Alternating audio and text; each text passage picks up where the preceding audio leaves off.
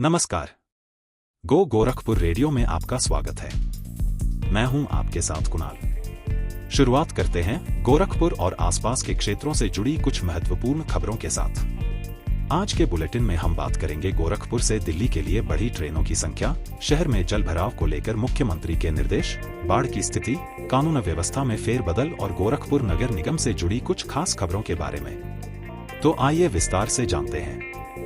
सबसे पहले बात परिवहन की। गोरखपुर से दिल्ली जाने वाले यात्रियों के लिए एक अच्छी खबर है। गोरखपुर से दिल्ली के लिए अमृत भारत ट्रेनों की संख्या अब 4 हो गई है, जो देश में सबसे ज्यादा है। दिल्ली सीतामढ़ी अमृत भारत एक्सप्रेस का नियमित संचालन शनिवार से शुरू हो गया है।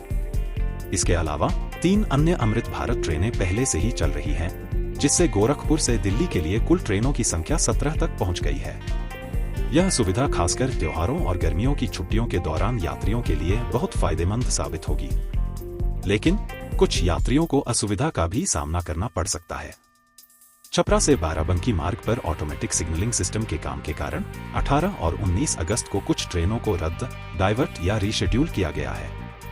इसलिए यात्रा की योजना बनाने से पहले अपनी ट्रेन का स्टेटस जरूर जांच लें। अब बात करते हैं शहर के बुनियादी ढांचे की। गोरखपुर नगर निगम ने शहर के कई इलाकों में पानी की समस्या को दूर करने के लिए एक पहल की है। नगर निगम वार्ड 12, 44, 76 और 80 में लगभग 1 किलोमीटर लंबी नई पानी की पाइपलाइन बिछाएगा। इस काम को अगले महीने तक पूरा करने का लक्ष्य है, जिससे करीब 5000 घरों में पानी की आपूर्ति बेहतर हो पाएगी। जलकल के महाप्रबंधक ने बताया कि पुराने पाइपों के खराब होने और नए मकानों की संख्या बढ़ने के कारण कई क्षेत्रों में यह समस्या आ रही थी, जिसे अब दूर किया जाएगा। इसके साथ ही शहरी क्षेत्रों में जलभराव को लेकर मुख्यमंत्री योगी आदित्यनाथ ने सख्त निर्देश दिए हैं। उन्होंने अधिकारियों को चेतावनी दी है कि बारिश के कारण कहीं भी जलभराव नहीं होना चाहिए। उन्होंने कहा कि जल निकासी की सभी व्यवस्थाएं मुकम्मल हों और जहां भी जलभराव की आशंका हो, वहां पंपिंग सेट तैयार रखे जाएं। गोरखपुर और आसपास के क्षेत्रों में बाढ़ का खतरा बना हुआ है। नेपाल में हो रही भारी बारिश के कारण नदियों का जलस्तर लगातार बढ़ रहा है। सरयू नदी अयोध्या, बरहज, तुर्तीपार, चांदपुर और मांझी में खतरे के निशान से ऊपर बह रही है, जबकि राप्ती और रोहन नदियों में भी जलस्तर में उतार चढ़ाव जारी है। सिंचाई विभाग के अधिकारी लगातार नदियों की निगरानी कर रहे हैं और बाढ़ बचाव के लिए पूरी तरह से तैयार है। इस स्थिति का जायजा लेने के लिए मुख्यमंत्री योगी आदित्यनाथ ने हवाई सर्वेक्षण किया।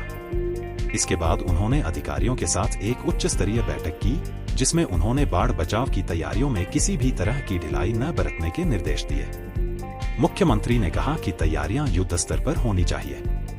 उन्होंने अधिकारियों को निर्देश दिए कि बाढ़ चौकियों, राहत केंद्रों और राहत शिविरों को पूरी तरह से तैयार रखा जाए और बाढ़ प्रभावित लोगों तक राहत सामग्री तुरंत पहुंचाई जाए। उन्होंने सड़कों की मरम्मत के निर्देश भी दिए हैं।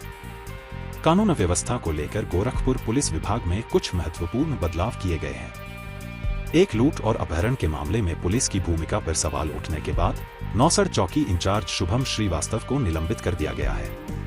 उन पर बिना अनुमति के राज्य से बाहर जाने और मोबाइल बंद रखने का आरोप है।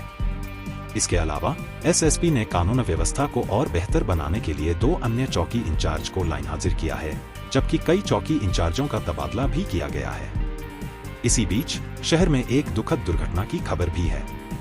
यूनिवर्सिटी चौराहे पर एक डंपर ने स्कूटर सवार दंपति को टक्कर मार दी, जिसमें 56 वर्षीय महिला की मौत हो गई। उनके पति घायल हैं।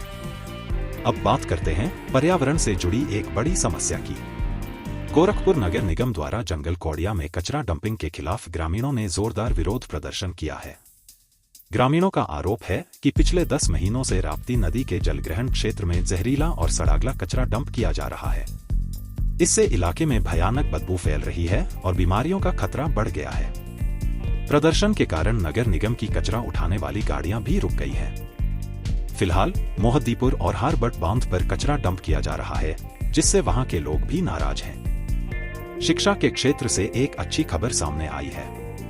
दीनदयाल उपाध्याय गोरखपुर विश्वविद्यालय से जुड़े कॉलेजों के छात्रों को अब बेहतर करियर मार्गदर्शन मिलेगा।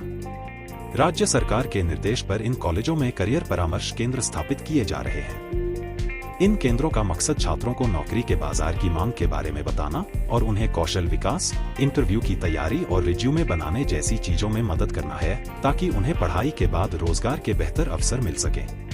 और अब आज की सबसे खास खबर पर बात करते हैं।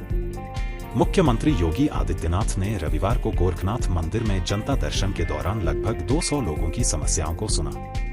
उन्होंने अधिकारियों को निर्देश दिए कि जन समस्याओं के समाधान में किसी भी तरह की लापरवाही नहीं होनी चाहिए। उन्होंने जमीन से जुड़े विवादों में सख्त कार्रवाई और गंभीर बीमारियों से पीड़ित लोगों को सरकारी कोष से आर्थिक सहायता देने के भी निर्देश दिए हैं। मुख्यमंत्री ने कहा कि लोगों को बिना चिंता किए अच्छे अस्पतालों में इलाज कराना चाहिए, सरकार पूरा खर्च उठाएगी। इसी के साथ एडीजी अशोक मुथा जैन की पुस्तक रिवर ऑफ थॉट 1 का विमोचन भी मुख्यमंत्री ने किया। यह था हमारा आज का विशेष समाचार बुलेटिन। कल हम फिर मिलेंगे कुछ नई खबरों के साथ। नमस्कार। गो गोरखपुर रेडियो, शहर की हर खबर सीधे आप तक। हे दोस्तों, कैसे हैं आप? गोरखपुर की हर बड़ी खबर से अपडेट रहना चाहते हैं तो अभी गो गोरखपुर रेडियो को सब्सक्राइब करें। यहाँ आपको मिलेंगे सुबह और शाम के ताज़ा न्यूज बुलेटिन, साथ ही शहर से जुड़ी हर जरूरी जानकारी के पॉडकास्ट। अब खबरों और सूचनाओं से अपडेट रहना हुआ और भी आसान, तो इंतजार किस बात का? अभी लाइक और सब्सक्राइब करें। गो गोरखपुर रेडियो, आपका अपना शहर, आपकी अपनी आवाज।